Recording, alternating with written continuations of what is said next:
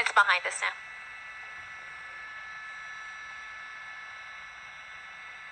He's exiting right now.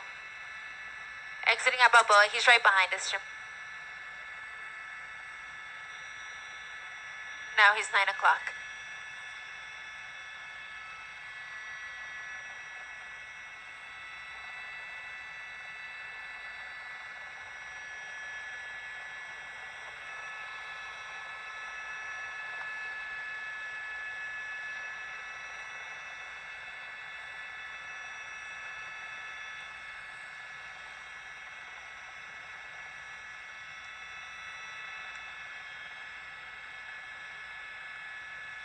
He's 9 o'clock on surface streets. We have a very dangerous pursuit, and it is simply because of what this person is wanted for. I'm just hearing over the police scanner that this person is wanted for not one, but 2 murders. So a double murder suspect here on the run from the LAPD's Topanga Division. And to make matters worse, this suspect is believed to be armed. We actually don't have any information as to pardon me, we don't have any information about the other person who was in the vehicle, whether that person was a willing participant or not. But I can tell you is that this person is believed to be armed. So taking that into consideration, it's unclear exactly what that other person's role may have been in this pursuit. But I can tell you that a little while ago, when I was listening to the scanner, I could hear that there were officers in the area who were looking for this, for a possible homicide suspect in the West Valley area.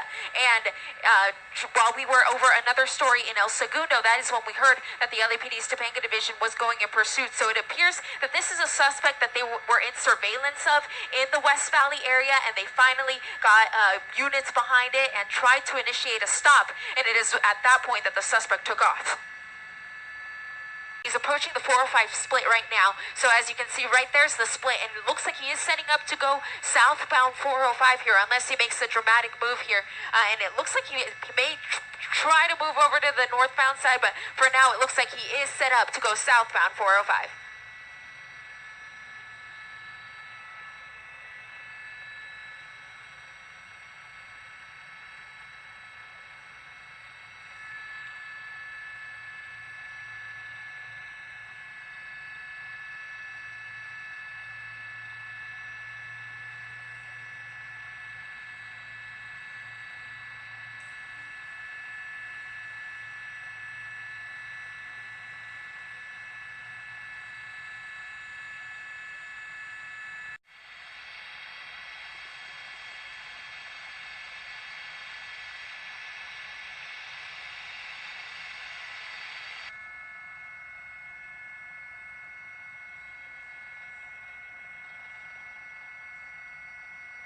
He is on 2nd Street in Santa Monica, so essentially downtown Santa Monica. He was on the 10 freeway. He picked up the 10 West from the 405 South. That's where we last saw him.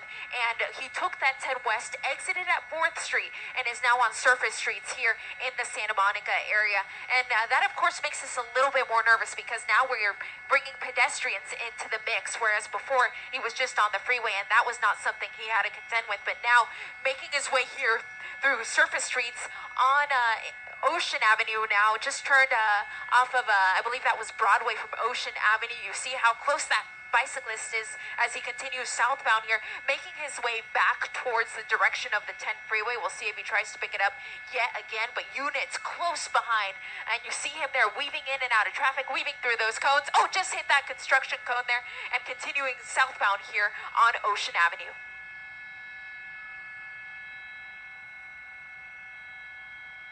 It is unclear what the information may be about those 2 murders themselves, but the other information that we have about him is that he is believed to be armed, and it is for that reason that the LAPD has not been granted permission to do a pit maneuver.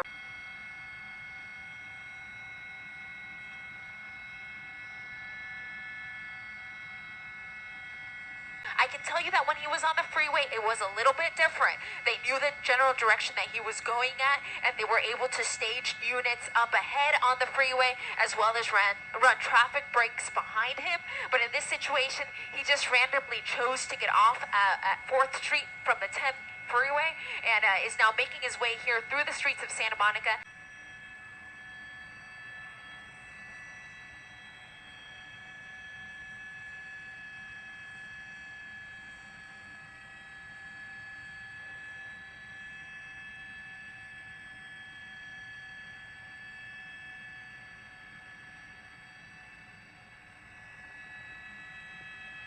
he's pulling into the 7-Eleven here on the corner, and it's unclear if he just did that to try to get around some of that slower moving traffic, or if this is where he's going to bring this all to an end. We'll see. If he hangs a right here, it's just going to get him back onto Pico, and it looks like that's exactly what he's going to try to do here. Just basically use the lot to get through. And sure enough, going to be getting back onto Pico. It looks like he's trying to go the wrong way though, and the cars are going to move out of the way just enough for him to get by.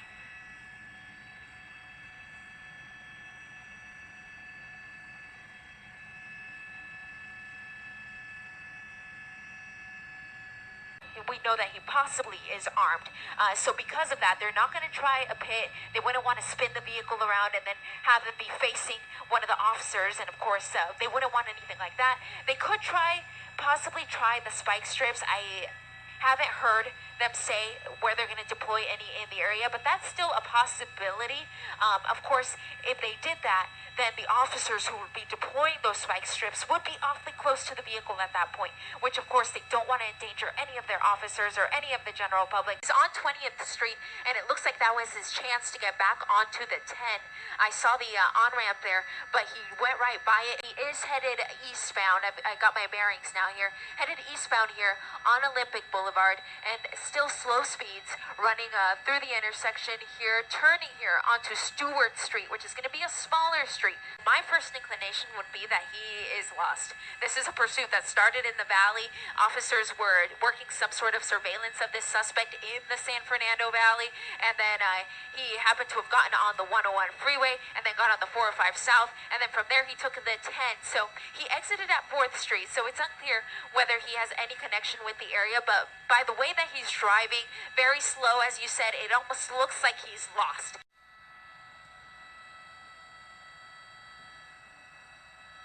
Yeah, he's on Colorado Avenue, and I'm making a turn here. I'll get you the street here in a moment.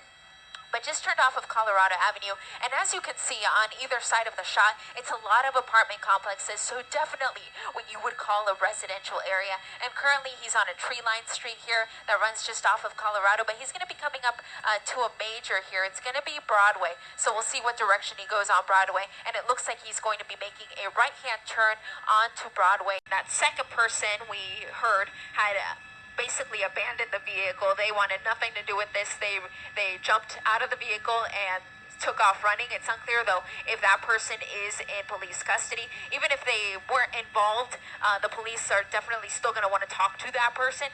So I'm yet to hear any information as to whether that person has been taken into custody. But as far as we know, there is just one person, and that being the driver, the homicide suspect, left in the vehicle. Actually was not the helicopter that was over him earlier. The earlier helicopter pulled off, and now we have this black and white helicopter from the LAPD following this pursuit here on Santa Monica Boulevard.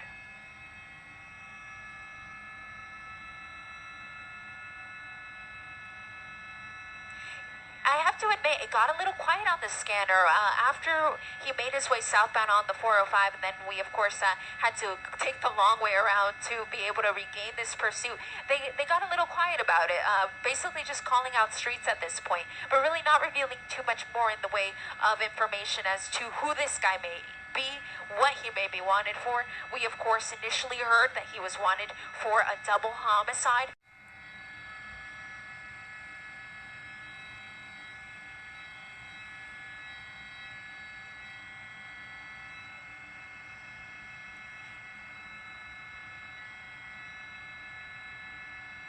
That would be a way for them to basically connect that he may be armed.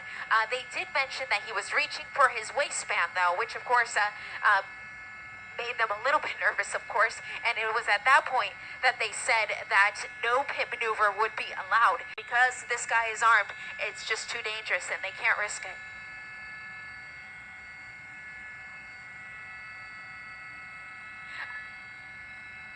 Yeah, there they are. I've been holding a tight shot there of the suspect vehicle, but I can tell you that there are at least 4, if not 5 units directly behind this guy, and He's making another turn here off of Iowa onto a smaller street called Corinth. He's now in the West LA area, not too far from the 405 freeway. That's why we're starting to see some of that marine layer move back into our shot. But we, of course, will try to stay on top of this as long as we can as he makes a turn here onto Santa Monica Boulevard from Corinth. I missed that last group of people, but look at these people there. They are definitely out on the sidewalk documenting this on their phones.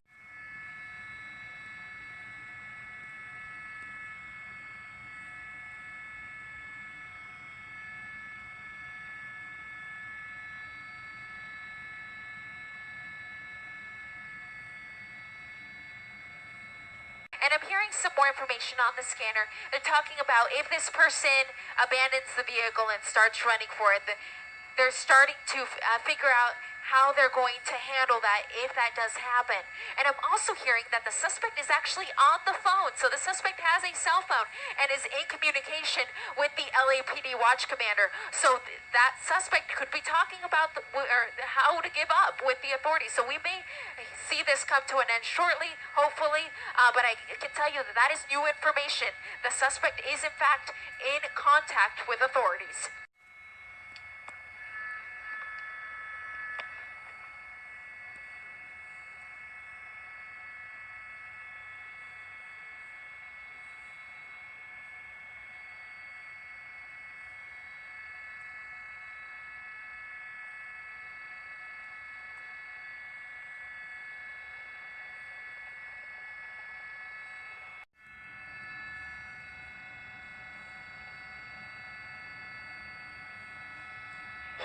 He has been talking to the watch commander of the Topanga Division station.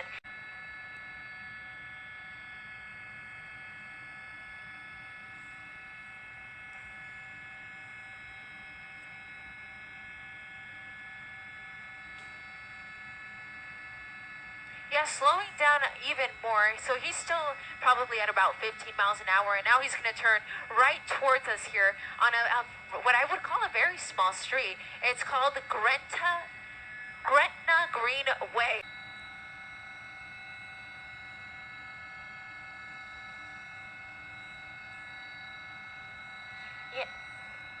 Yeah, another little side street called Mayfield Avenue, so definitely a residential area. I can't imagine that the suspect is familiar with this area considering where the pursuit began, all the way in the San Fernando Valley in the LAPD's Topanga Division, which is essentially the west side of the San Fernando Valley, and he has traversed a number of freeways, ending up here now near the Brentwood Country Club. Whatever communication they are having currently with him on his cell phone hasn't led him to stop.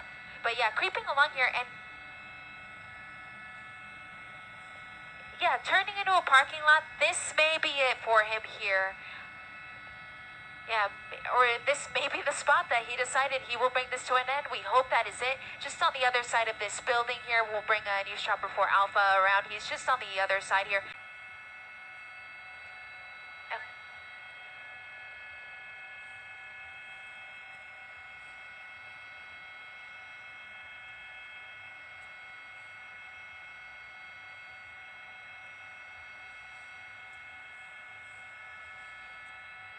What they're going to have the suspect do is throw the keys out first, and then they will have the suspect open his door and put his hands up, spread his legs wide, and then either drop to the ground or walk back towards him.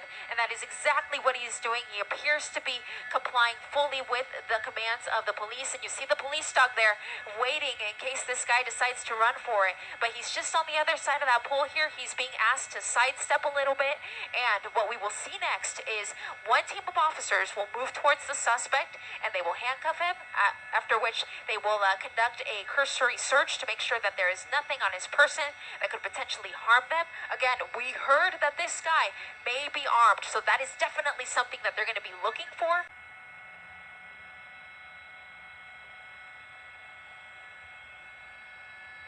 Oh.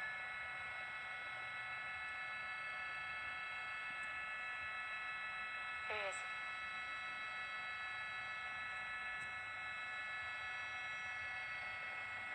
Passenger side.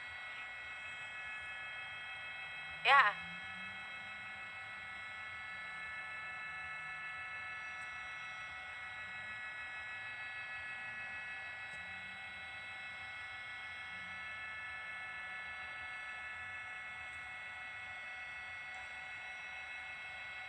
That's exactly it, Colleen. The initial report that we had heard was that there were just two people inside and one had ran for it at the beginning of the pursuit. But apparently there were three. It was just one person that ran initially. The other two remained in the car. Both the driver and the passenger now waiting there on the pavement to be taken into custody.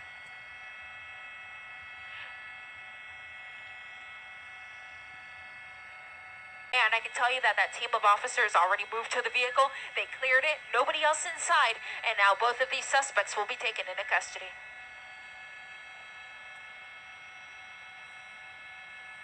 That's really interesting.